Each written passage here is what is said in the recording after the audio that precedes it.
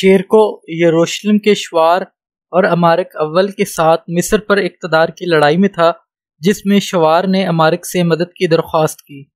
1169 میں صلاح الدین نے شاور کو قتل کر دیا اور اسی سال کے آخر میں شیرکوہ کا انتقال ہو گیا۔ ان کی موت کے بعد العدید کے وزیر کے کردار کے لیے متعدد امیدواروں پر غور کیا گیا، جن میں سے زیادہ تر نسلی کرد تھے۔ ان کی نسلی یکجہتی نے اپنے سیاسی کیریئر میں ایوبی خاندان کے اقدامات کو شکل دی۔ صلاح الدین اور اس کے قریبی ساتھی ترکی کے اثر و رسوخ سے محتاط تھے۔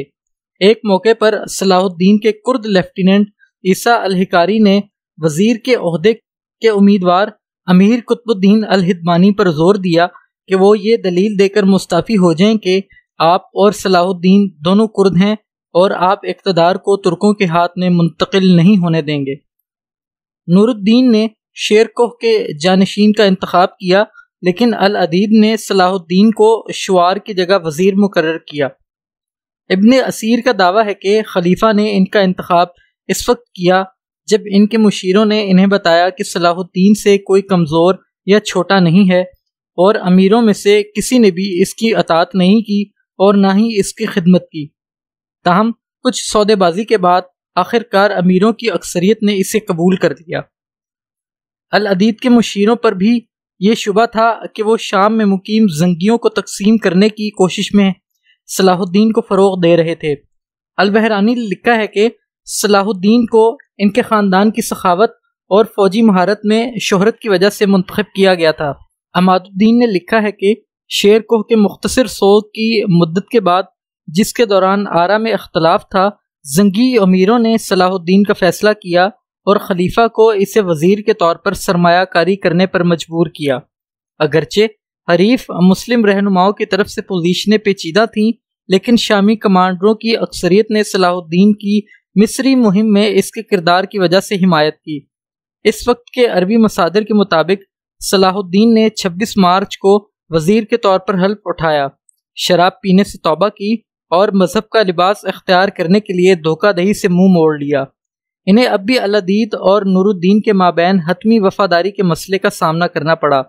سال کے آخر میں مصری فوجیوں اور امیروں کے ایک گروپ نے صلاح الدین کو قتل کرنے کی کوشش کی، لیکن اس کے انٹیلیجنس چیف علی بن صفان کی بدولت ان کے ارادوں کے بارے میں پہلے ہی معلوم ہونے کے بعد اس نے فاطمی محل کے اہم سازشی ناجی معتمین الخلیفہ کو گرفتار کر کے ہلاک کر دیا۔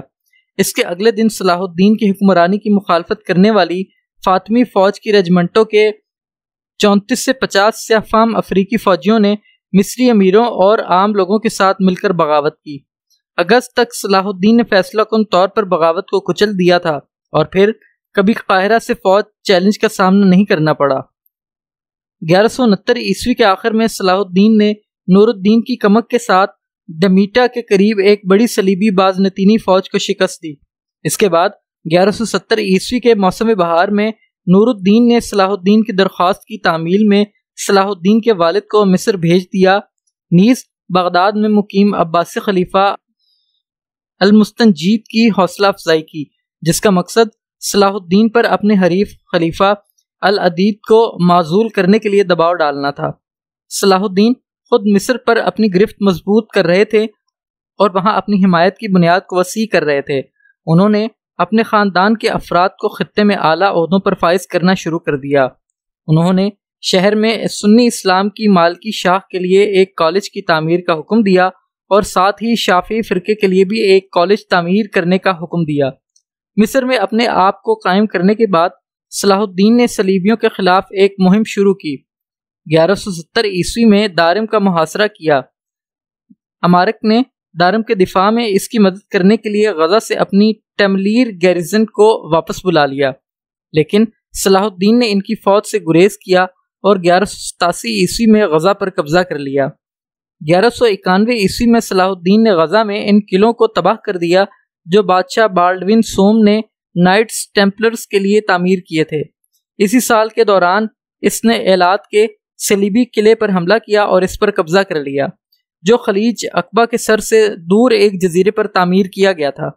یہ مسلم بحریہ کے گزرنے کے لیے خطرہ نہیں تھا، لیکن مسلم بحری جہازوں کی چھوٹی جماعتوں کو پریشان کر سکتا تھا اور صلاح الدین نے اسے اپنے راستے سے ہٹانے کا فیصلہ کیا۔ عماد الدین کے مطابق نور الدین نے جون 1171 میں صلاح الدین کو خط لکھ کر مصر میں عباسی خلافت کو دوبارہ قائم کرنے کے لیے کہا، جسے صلاح الدین نے 2 ماہ بعد شافعی فقیہ نجم الدین الخوشانی کی مزید حوصلہ افزائی کے بعد مربوط کیا، جنہوں نے ملک میں شیعہ حکمرانی کی شدید مخالفت کی تھی۔ اس طرح بہت سے مصری امیر مارے گئے، لیکن العدید کو بتایا گیا کہ وہ اس کے خلاف بغاوت کرنے کی وجہ سے مارے گئے تھے۔ اس کے بعد وہ بیمار ہو گیا، یا ایک روایت کے مطابق زہر دیا گیا۔ بیمار ہونے کے دوران اس نے صلاح الدین سے کہا کہ وہ اپنے چھوٹے بچوں کی دیکھ بھال کرنے کی درخواست کرے، لیکن صلاح الدین نے عباسیوں کے ساتھ خیانت کے خوف سے انکار کر دیا، اور کہا جاتا ہے کہ اسے یہ احساس ہونے کے بعد اپنے عمل پر پچھتاوا ہوا کہ العدید کیا چاہتا تھا۔ 13 ستمبر کو ان کا انتقال ہوا اور 5 دن بعد قاہرہ اور الفسوط میں عباسی خطبہ دیا گیا، جس میں المستمدی کو خلیفہ قرار دیا گیا تھا۔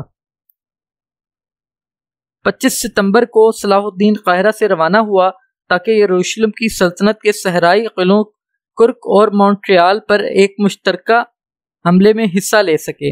مونٹریال پہنچنے سے پہلے صلاح الدین قاہرہ واپس چلے گئے، کیونکہ انہیں یہ اطلاعات موصول ہوئیں کہ ان کی غیر موجودگی میں صلیبی رہنماؤں نے صلاح الدین پر اندر سے حملہ کرنے اور اس کی طاقت کو کم کرنے کے لیے مصر کے اندر غداروں کی حمایت میں اضافہ کیا ہے۔ خاص طور پر فاطمیوں نے اپنی ماضی کی عظمت کو بحال کرنے کی سازشیں شروع کر دی ہیں۔ اس کی وجہ سے نور الدین اکیلے چلے گئے۔ 1173 کے موسم گرما کے دوران آرمینیا کے سابق فاطمی فوجیوں کے ایک دستے کے ساتھ ایک نوبیائی فوج کو مصری سرحد پر اطلاع دی گئی، جو اسوان کے خلاف محاصرے کی تیاری کر رہی تھی۔ شہر کے امیر نے صلاح الدین کی مدد کی درخواست کی تھی اور صلاح الدین کے بھائی توران شاہ کے ماتحت کمک دی گئی تھی۔ نتیجتاً نوبیائی چلے گئے، لیکن 1173 میں ہی واپس آئے اور انہیں دوبارہ نکال دیا گیا۔ اس بار مصری افواج نے اسوان سے پیش قدمی کی اور نوبیان شہر اپریم پر قبضہ کر لیا۔ صلاح الدین نے نور الدین کو ایک تحفہ بھیجا جو ان کے دوست اور استاد تھے، 60,000 دینار، حیرت انگیز تیار شدہ سامان، کچھ زیورات اور ایک ہاتھی۔ ان سامانوں کو دمشق لے جاتے ہوئے صلاح الدین نے صلیبی دیہی علاقوں کو تباہ کرنے کا موقع اٹھایا۔ اس نے صحرائی قلعوں پر حملہ نہیں کیا، بلکہ صلیبی علاقوں میں رہنے والے مسلمان بدھوں کو باہر نکالنے کی کوشش کی، جس کا مقصد فرینکوں کو گائیڈ سے محروم کرنا تھا۔ 31 جولائی 1173 کو صلاح الدین کے والد ایوب گھوڑے کی سواری کے حادثے میں زخمی ہو گئے اور بالآخر 9 اگست کو ان کی موت ہو گئی۔